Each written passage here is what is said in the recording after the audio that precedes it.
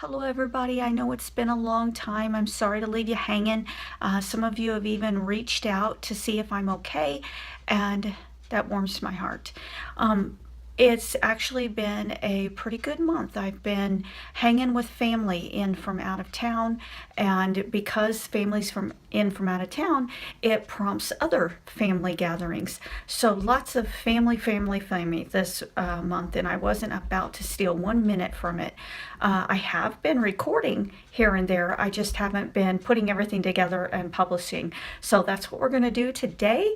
I just wanted to give you a little heads up of why it's been so long, and also the fact that this blog is pretty long because of it. But I hope you enjoy. It's the 4th of July, and it's been a pretty good day for me. As you can see, I have lots of family over. I have to admit, I did have to sneak off for a little bit and take a 30-minute nap just to make it through the day, but I'm so happy that I have the courage to pull this off. Um, Tomorrow, Jeff and I will be in the car to Nashville because my blood came back good, and I'll be back on chemo. But for now, it's just enjoy family. Gosh, isn't that what it's all about anyway? Love you guys. Hope you all had a great 4th of July as well. Here I am again recording while we're on our way to chemo. It seems that just is always the time that it feels right to give you guys an update on how things are going. My sister came into town. It's been wonderful. It's been 2 weeks that she's been here of her 4-week visit, and I really enjoy having her. I enjoy the bonding that's happening between her and my daughters, and I know that my daughters are able to talk to her, and you know, there's just certain things you want to talk to someone else about, someone other than mom, and it's working out wonderfully.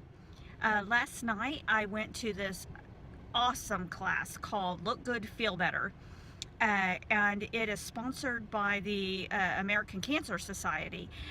They bring in cosmetologists, I think that's the word, and such, and they just bestow on us hundreds of dollars of makeup from high-end companies, and teach us how to put it on properly, because your skin changes quite a bit during chemo.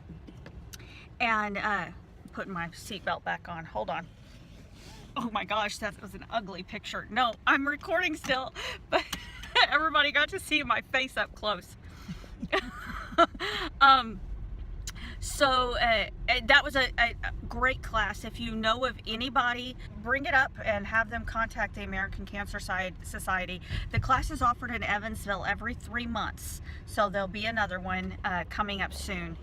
I was extra happy because while I was there, there were questions about how to do hats and scarves, and nobody knew how, not even the leader of the class. She said that she just always wore a wig. So I was giving some tips, and at the end of the class she asked me if in the future if I would join as a leader of the Look Good, Feel Good, not in the makeup category, but to accompany the other ladies and teach how to do hats and scarves. So I was really excited about that.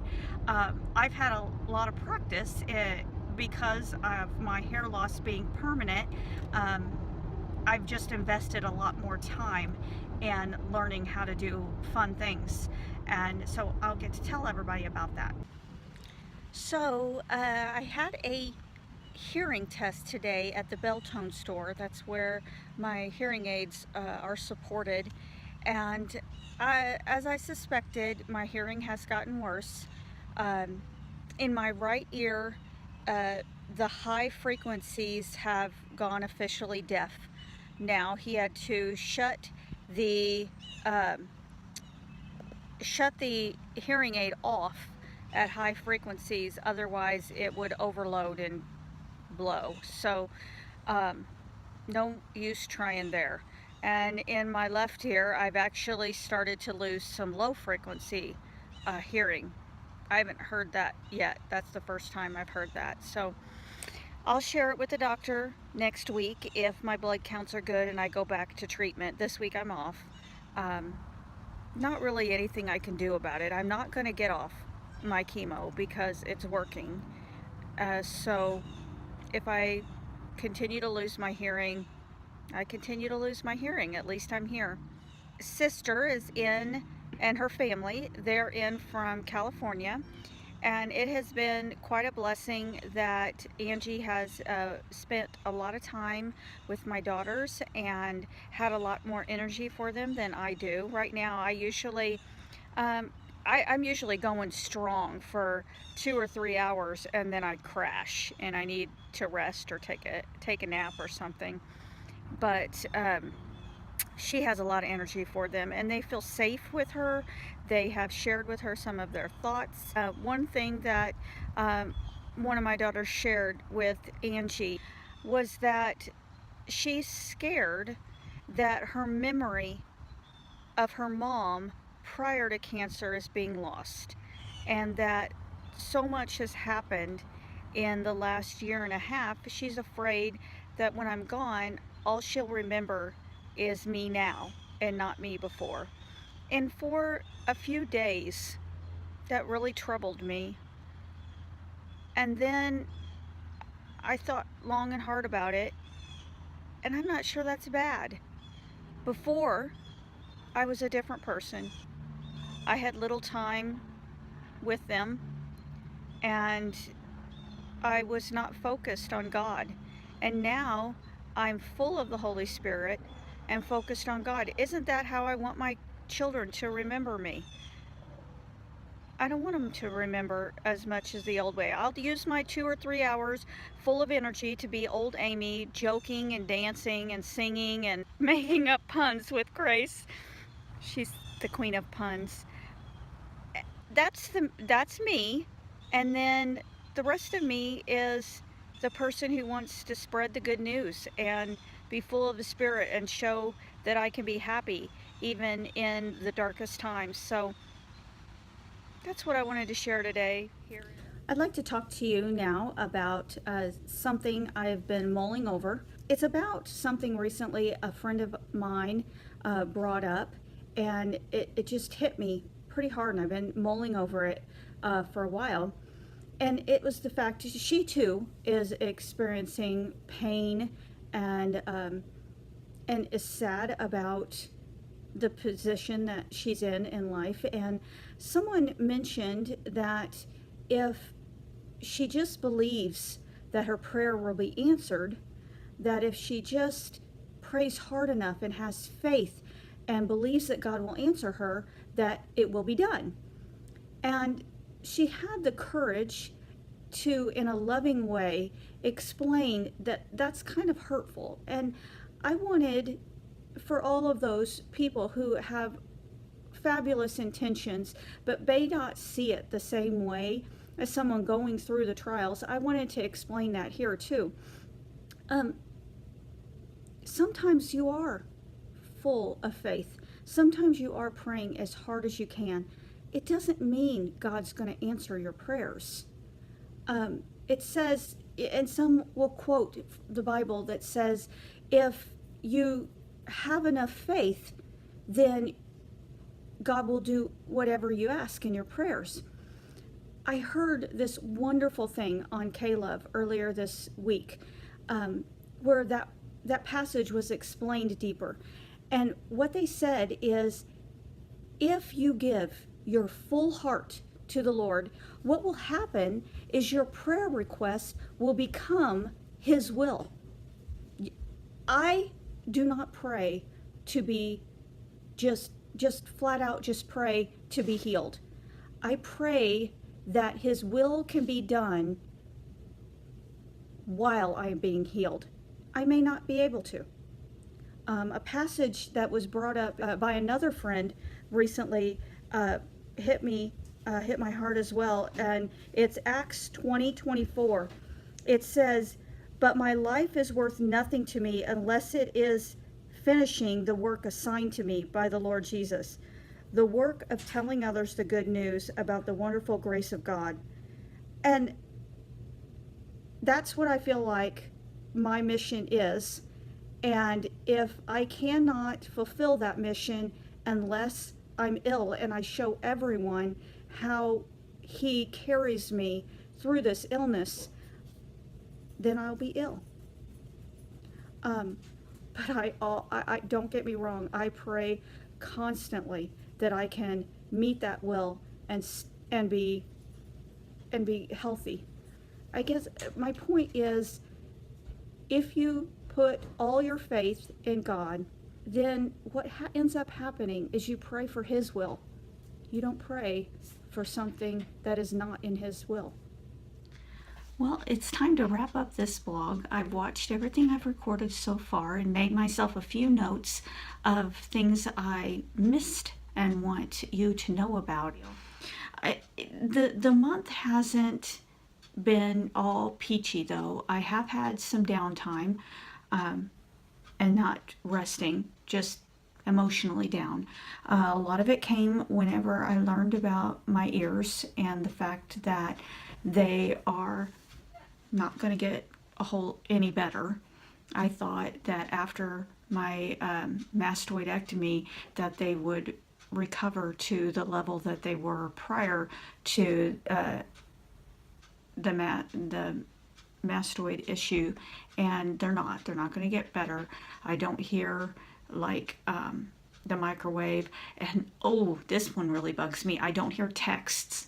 So if you text me, just the chime of a text, I never hear it. So I have to make myself check my phone every now and then to see if I've got a text. Of course, as I was sitting there pitying myself, I started realizing that there's sounds that aren't necessary but are beautiful, like birds cheeping, critters crawling across leaves and so on. I don't hear those kind of things anymore either. But I'm going to remember them just so I can hear them in my head whenever I need to. And that brought me down, so we're not going to let it do it again.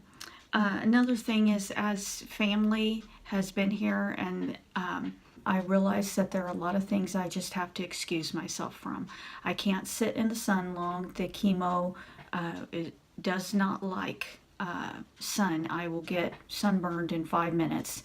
And I can't get in any water. Even if we were to go swimming in the evening or so on, I can't do that because I can't risk water getting into my ears.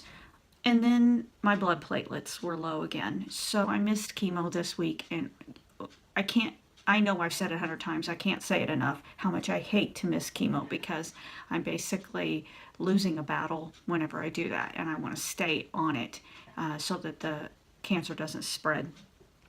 I've had insomnia as well, waking up multiple times a night. Okay, out of the depressing stuff, let me just tell you something funny. A couple weeks ago, I decided, okay, I'm gonna lay out the perfect scenario so I can relax and not have insomnia. And I first of all, I did not let myself turn on the iPad. I'm sure that screen time before I go to bed is not helping me. I took a warm shower. I stayed away from caffeine, and I was playing some soothing music, and I thought it would also help if I got out the essential oils and put them in the diffuser so that I've got a sleepy time one, that would help. Well, while I was in my essential oils, I'm like, frankincense we've been told that it's a great health tool, and it even has some people saying that it will help with brain cancer and brain tumors, and that I should put it on my head. So I attempted to put some frankincense on my head. Some people don't like the smell, but I like the smell. I find the smell soothing, so I thought that would help with my sleep too. Well, I got a little too much on my head, and it started running down and got into my eye. and burned like nobody's business. It burned. Uh, the kids were asleep, Jeff wasn't home, and I'm trying to find my way to the bathroom with my eyes closed so that I can flush my eyes. And I get to the bathroom without falling or hurting myself with my eyes closed, feeling around, and I flush my eyes, and it gets worse. It I realized that it was only in my right eye, not my left. So at least I could open that one, but this was getting worse. So I've got my cell phone out and I'm trying to figure out, what do you do when you get frankincense in your eye? And the only thing that keeps coming up is that frankincense is good for improving your vision. I'm like, no, that's not what I want. Frankincense in the eye, not for the eye. And finally, I found something. And I don't know why I was so dumb to not think of this, but I was flushing my eyes with and water and oil don't mix. And I basically was spreading frankincense all over my eye and making it worse. So I had to find my way downstairs with one eye. And remember, I'm not all that, I don't have all that good of balance right now anyway. And so I'm finding my way down the stairs like this because I'm supposed to flush my eye with milk. So I get um, down to the kitchen. I warm up the milk because I realize putting refrigerated milk in your eye is not going to feel good. So I get it nice and warm and I pour it in my eye. Bam, gone. So make a note of that. Essential oils are all the thing. If you get it in your eye, you flush with milk. Now, that's not the end. This past week, I had been having this itch right here, and I thought a mosquito had bit my scalp. But what happened is it's continued to spread. I now have about 5 or 6 bumps here. I don't know if you can see here, but I've got some redness here, and you can't see it because I've covered it up with eyeshadow, but my eyelid and in my eyebrow, itchy and hurts. And kind of we figured it out finally last night what the problem was. It's an allergic reaction to frankincense.